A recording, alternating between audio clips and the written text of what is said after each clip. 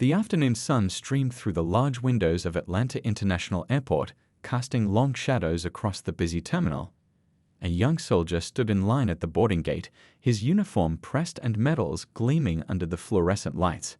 He'd spent the last 9 months in Afghanistan, facing dangers most people couldn't imagine, and now he was finally heading home to his family in Denver. His parents had surprised him with a first-class ticket, their way of showing how proud they were of their son. The soldier smiled, thinking about how his mom had insisted on the upgrade. "You've earned every bit of comfort," she'd said during their last video call, her eyes shining with tears of joy. The boarding process began, and he waited patiently as other passengers filed past. A business executive rushing with his briefcase, a couple celebrating their honeymoon, and a group of college students heading to a conference, the usual mix of travelers you'd find on any flight. When his group was called, he walked down the jet bridge, his heavy boots making a steady rhythm on the metal floor. The flight attendant at the door greeted him with a warm smile, thanking him for his service. It was a small gesture, but one that always touched his heart. After spending months in a war zone, these moments of kindness meant everything. As he entered the plane, the familiar smell of airplane coffee and new upholstery filled his nostrils. The first-class cabin looked like luxury after military transport planes, soft leather seats, extra legroom, and the promise of a peaceful journey home. He checked his boarding pass again, seat 3A, window seat.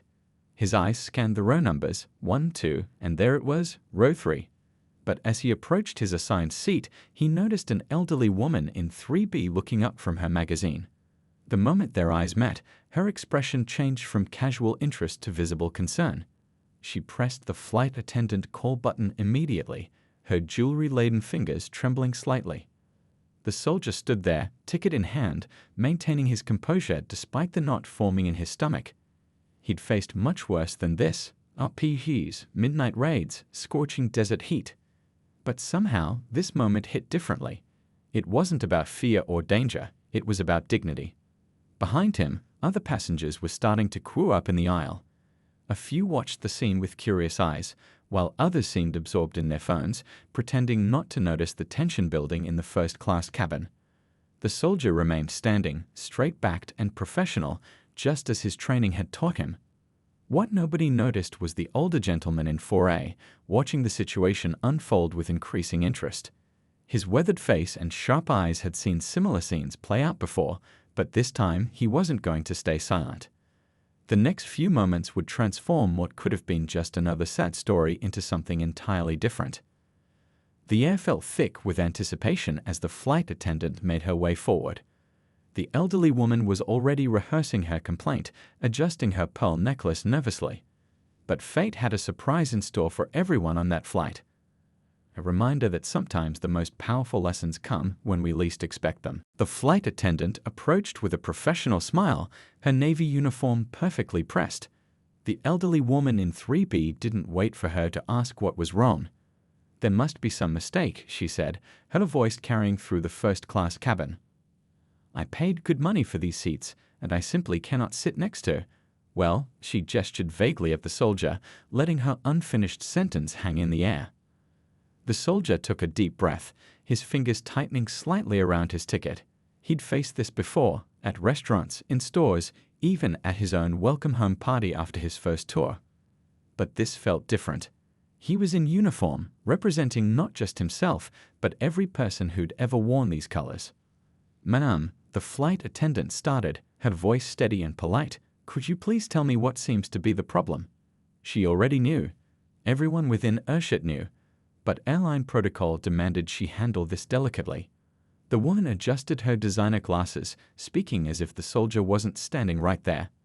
"I just find it hard to believe that he has a legitimate ticket for first class." She emphasized legitimate as if it were impossible. Perhaps he's confused about his seat assignment.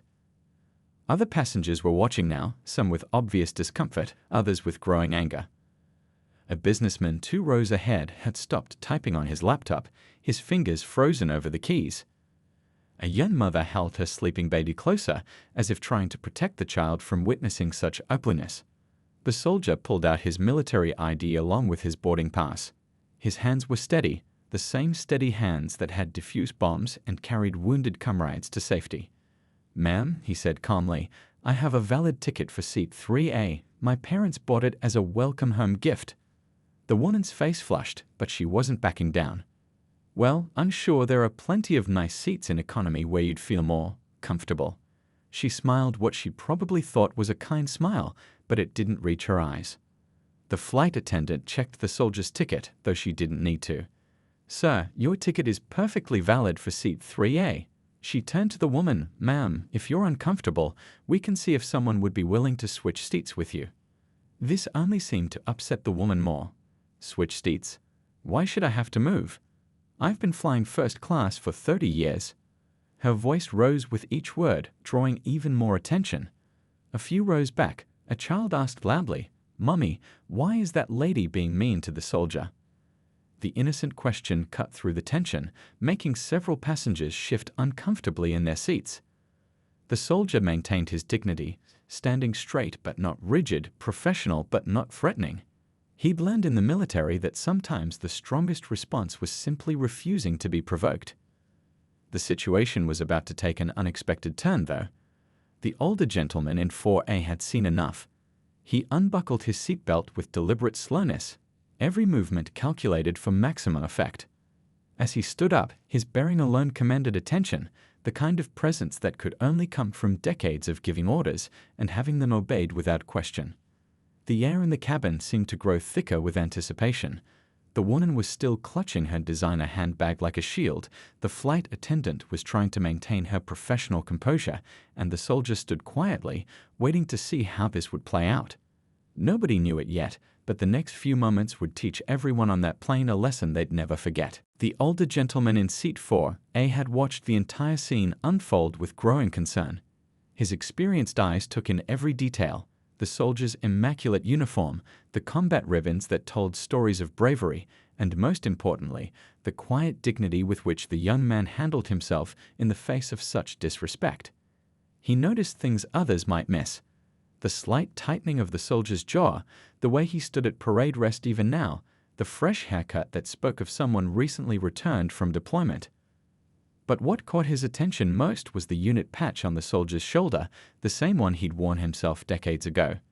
Memories flooded back as he watched the scene play out. He remembered his own battles, not just against foreign enemies, but against prejudice within the military itself. Back in his day, he'd fought to integrate units, to give every soldier a fair chance at advancement, to make sure talent and courage mattered more than skin color. His fingers unconsciously traced the edge of his civilian jacket, where stars had once rested. 43 years of service had taught him when to fight and when to wait. This moment called for perfect timing. He observed the other passengers too. The businessman pretending to work on his laptop while stealing glances at the confrontation. The young couple holding hands tightly, wanting to speak up but unsure how. The flight attendant trying her best to handle an impossible situation with professionalism. The retired general had seen this dance before. Good people staying silent while witnessing injustice, hoping someone else would step in. He'd learned long ago that change only happens when someone has the courage to stand up first. He studied the elderly woman's face, seeing not just prejudice but fear. Fear of a world changing too fast, fear of losing her place in it. He'd seen that fear before, had learned how to address it without feeding it. Sometimes the best way to fight ignorance was with quiet authority rather than angry confrontation. Through the cabin windows, the afternoon sun cast long shadows across the tarmac. Ground crews scurried about their duties, unaware of the drama unfolding inside the plane. The general thought about how many similar scenes must be playing out across the country at this very moment, most without anyone to intervene. His mind went back to a young lieutenant he'd mentored years ago who'd faced similar discrimination. That officer had gone on to become one of the finest commanders he'd ever known. Looking at the soldier standing in the aisle now, he saw the same potential, the same strength of character. The woman was still talking, her voice getting louder, more insistent. The general noticed how other passengers were beginning to squirm in their seats, that uncomfortable silence that comes when people know something is wrong, but don't know what to do about it. He thought about all the medals in his desk drawer at home, all the commendations and honors. But sometimes the most important battles weren't the ones fought with weapons. Sometimes they were fought with words, with presence, with the courage to stand up and say enough. The time for watching was over. As he began to rise from his seat, he saw the soldier glance his way, probably wondering who this older man was and what he was about to do. The general allowed himself a small smile. In moments like these, rank didn't matter as much as doing what was right. What happened next would change not just the outcome of this confrontation, but perhaps the hearts and minds of everyone watching. The general straightened his jacket, cleared his throat, and prepared to remind everyone on this plane about the true meaning of service, sacrifice, and respect. The retired general rose from his seat with the kind of authority that comes from decades of command. His voice, when it came, filled the cabin without being loud. A skill learned from years of briefing rooms and battlefield commands. "Excuse me," he said, making every word count. "I couldn't help but overhear this conversation." He stepped into the aisle, positioning himself where everyone could see him. "I believe I might be able to help clear up this misunderstanding." The flight attendant turned, relief visible on her face at having someone else step in. The elderly woman looked up, obviously ready to find an ally in this well-dressed older gentleman. The soldier remained at attention, years of training keeping him still and respectful. "Ma'am," the general continued, addressing the woman directly, "I couldn't help but notice you're questioning this young man's right to be in first class." His tone was polite but firm, the kind that left no room for argument. "I've spent over 4 decades in the military, and I think I can shed some light on this situation." The cabin grew quieter. Even the baby that had been fussing a few rows back seemed to sense the importance of the moment. The businessman who'd been pretending to work on his laptop finally closed it, giving up any pretense of not paying attention. "This soldier," the general gestured respectfully, "wears the combat patch of the 10th Mountain Division. I commanded that unit for 3 years." He paused, letting that sink in. "The ribbons on his chest tell me he's served multiple tours in Afghanistan. Each one represents months away from family, facing dangers most of us can't imagine." The woman's face began to change as the general continued. "That bronze star with the V device?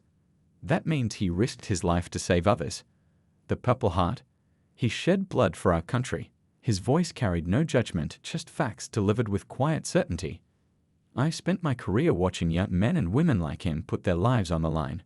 They don't ask for much in return. They serve so we can all fly safely in planes like this one, argue about seat assignments, and go about our daily lives in peace." A child in the road behind whispered loudly to his mother, "Mom, is he like a superhero?" The innocent question brought small smiles to several faces, breaking the tension slightly. "So when I see someone question whether a decorated combat veteran belongs in a first-class seat," the general continued, his eyes now scanning the entire cabin, "I have to wonder if we've forgotten what truly matters. That uniform represents the best of what our country stands for: courage, sacrifice, and yes, equality." The elderly woman's hands had stopped fidgeting with her pearls. Her face had turned from indignation to something closer to shame. Other passengers were nodding in agreement with the general's words. "Now," he said, his voice softening slightly, "I think we have 2 choices. We can continue this discussion about seating arrangements, or we can show this young soldier the respect he's earned through his service. What would you prefer?" The question hung in the air, but it wasn't really a question at all. The general stood there, calm and unwavering, a living reminder of the principles he'd spent a lifetime defending. His presence had transformed what could have been an ugly confrontation into a powerful teaching moment. The elderly woman's face had turned a deep shade of red as the general's words sank in. Her fingers, which had been clutching her designer purse so tightly, now loosened their grip. The realization of what she'd done, and in front of whom, hit her like a physical force. The general wasn't finished. His voice remained steady as he continued, "This young man has earned 2 Purple Hearts. Do you know what that means, ma'am?" He paused, letting the question hang in the air. "It means he was wounded in combat. Twice. And after each time, he went back to protect his fellow soldiers and our country." The entire first-class cabin sat in rapt attention. A flight attendant in the back wiped a tear from her eye. The businessman who had been pretending to work now sat straight in his seat, his laptop completely forgotten. I recognize the unit citations on his uniform, the general continued. His unit was in the Korangal Valley. They called it the Valley of Death. While we were all here at home, going about our daily lives, he and his fellow soldiers were fighting in one of the most dangerous places on earth. The woman's hands trembled as she reached for her water glass. A drop spilled on her expensive blouse, but she didn't seem to notice. Her eyes kept darting between the soldier's medals and the general's face, seeing them, really seeing them, for the first time. That bronze star with Combat V. The general's voice filled with pride. He earned that by running through enemy fire to save 3 of his wounded teammates. The citation says he carried each one to safety while bullets hit the ground around him. Most of us will never know that kind of courage. The child who had spoken earlier tugged on his mother's sleeve and whispered, "He's a real hero, isn't he?" The mother nodded, her eyes glistening with tears. The woman's carefully applied makeup couldn't hide her shame now. Each word from the general seemed to strip away layers of prejudice she'd built up over years. Her eyes kept returning to the soldier's face, young, composed, professional, seeing now what she should have seen from the beginning. A brave American who had risked everything for his country. The stories these medals tell, the general gestured to the soldier's uniform, they're not just about combat. They're about character. About putting others before yourself. About standing up for what's right, even when it's hard. He paused, letting his words sink in. Especially when it's hard. Other passengers had begun to crane their necks, trying to see the decorations being described. The soldier stood straight, neither proud nor ashamed, simply professional. His composure in the face of both discrimination and praise spoke volumes about his character. The woman's voice, when she finally found it, was barely a whisper. I had no idea. Her hands fluttered helplessly in her lap, her earlier confidence completely deflated.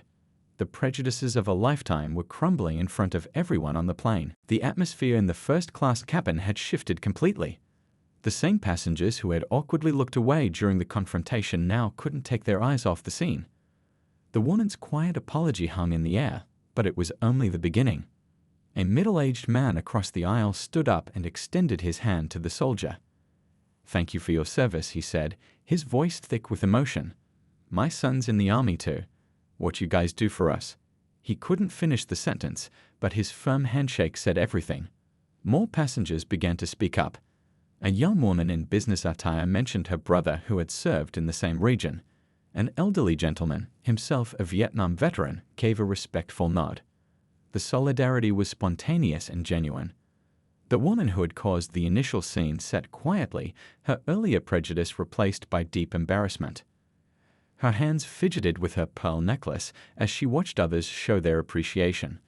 Finally, she turned to face the soldier directly. "I was wrong," she said, her voice trembling. "So terribly wrong. I've lived my whole life thinking certain ways about certain people, and I never stopped to question why." Tears welled up in her eyes. "Looking at your medals, hearing about your bravery, I feel ashamed of myself." The flight attendant, who had been holding back tears, quickly brought water for everyone. Other crew members had heard about what was happening and found excuses to pass through the first-class cabin, each stopping to thank the soldier. The woman continued, her voice growing stronger. "My late husband served in Korea. He used to tell me that courage doesn't have a color. I forgot that lesson somewhere along the way." She dabbed at her eyes with a silk handkerchief. "I hope you can forgive an old woman's foolishness." The businessman who had been pretending to work earlier now shared that his company actively recruited veterans. "Men and women like you make our best employees," he said. "You've learned things about leadership and courage that we can't teach in any corporate training." A flight attendant brought extra pillows and blankets, insisting the soldier take them. "It's the least we can do," she said, her smile warm and genuine. Other passengers began sharing their own stories of military family members, creating a moment of unexpected connection at 30,000 feet. The child who had spoken earlier tugged free from his mother's grasp and approached the soldier with wide eyes. "Can I shake your hand? My teacher says we should always thank heroes." The simple request brought fresh tears to several eyes, including the woman who had initially objected to the soldier's presence. As the flight progressed toward Denver, something remarkable happened in the first-class cabin. The elderly woman and the soldier began talking, really talking. She asked about his family back home, and her voice cracked when he mentioned his young daughter, who he hadn't seen in 9 months. "I have a granddaughter about that age," she said softly. "I can't imagine being away from her for so long." She paused, then added, "How do you do it? Stay away from your family to serve people who—" She gestured to herself, unable to finish the sentence. The soldier shared stories about his unit, about the schools they helped build in Afghanistan, about the local children who would wave to them as they patrolled. He talked about his fellow soldiers, a diverse group from all walks of life, bound together by duty and brotherhood. The general, still watching from his seat behind them, smiled as he witnessed the transformation. This was how change happened, not through angry confrontations, but through genuine human connection. "You know," the woman said, wiping her eyes, "I grew up in a different time. We had certain ideas about people. I never questioned them because everyone around me believed the same things." She looked out the window at the clouds below. "But sitting here, listening to you, I realize how much I've missed by judging people before knowing them." Other passengers had settled into their own conversations, but many kept glancing over, touched by the scene of reconciliation playing out in seats 3A and 3B. The businessman had put away his laptop completely, engrossed in the quiet conversation happening across the aisle. As they began their descent into Denver, the woman reached into her purse and pulled out a small notebook. With slightly shaking hands, she wrote something down and tore out the page. "This is my address," she said, handing it to the soldier. "I'd like to send your daughter a gift, if that's okay. And maybe," she hesitated, "maybe you could write to me sometimes, tell me how you're doing." The flight attendant announced their final approach, and passengers began preparing for landing. The woman fastened her seatbelt, then turned one last time to the soldier. "Thank you," she said, "not just for your service, but for showing me that it's never too late to change." The general watched as the plane touched down, knowing he'd witnessed something special. In his decades of service, he'd seen many battles won with weapons and strategy, but today's victory was different. It was a battle won in the human heart. As passengers began gathering their belongings, the woman stopped the general. "Thank you," she whispered, "for helping me see what I couldn't or wouldn't see before." Her eyes were clear now, free from the prejudice that had clouded them earlier. The Denver terminal was busy when they disembarked, but something had changed. The woman who had boarded in Atlanta wasn't the same person who stepped off in Denver. She'd learned that courage came in many forms, not just in earning medals, but in admitting when you're wrong and choosing to change.